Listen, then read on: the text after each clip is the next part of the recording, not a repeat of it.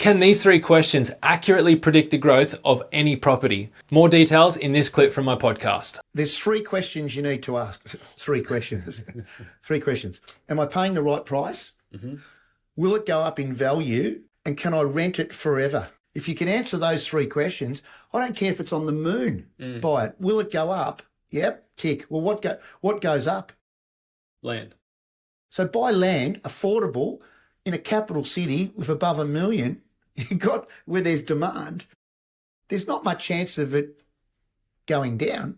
As a matter of fact, the affordable properties never go down. They might go down by a couple of percent because of sales in a particular year. You know what I mean? Right. But in truth, it's only your high price properties that really have a dip in markets. But if you're in a capital city and you've got land-based product, you know, schools, shops, transport, recreational facilities, demand for the property, you're pretty okay. So there's strong demand. Huh? The second thing is, the first one is, am I paying the right price? You can own, you're not, you know, we've had discussions about bank valuations and how inaccurate they are. Because remember, the banks have a policy not to disclose it to us. So why? Because it's for their security purposes. So they're happy for the val to be conservative because it means that they're more protected.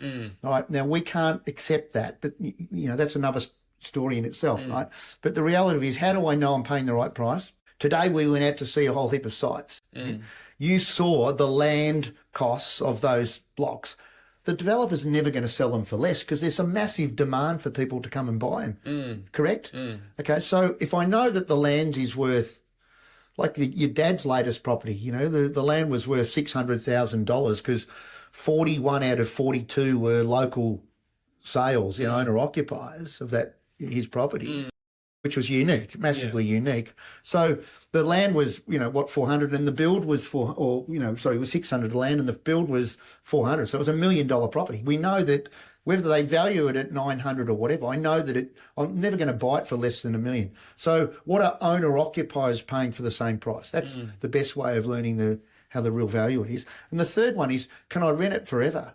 So I ask you, what's the key to having, like, you need demand, but what's the key to guaranteeing that you will always get rent? Making it what?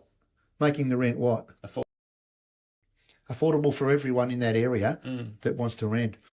That's the three keys. So you said it needs to be in a major city over 1 million people. No, that's my criteria we've used successfully. That, you know, that John really passed on to me. Way back, in the mid 90s, and he'd already, been doing it for a long time prior. So what are some of the other things that you look at? Because I'm sure that we could buy two different properties on two different sides of the city, and one would go much better than the other for certain reasons. So what are the main differences on one side of the city is one block will be much more expensive than another side.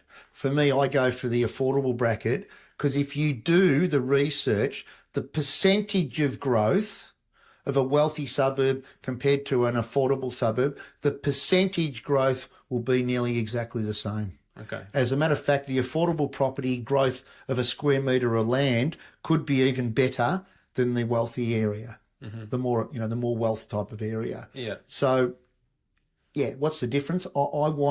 I want this for security. This is safer in having the lower, valued property, or what I call the lower quartile, because people can afford it.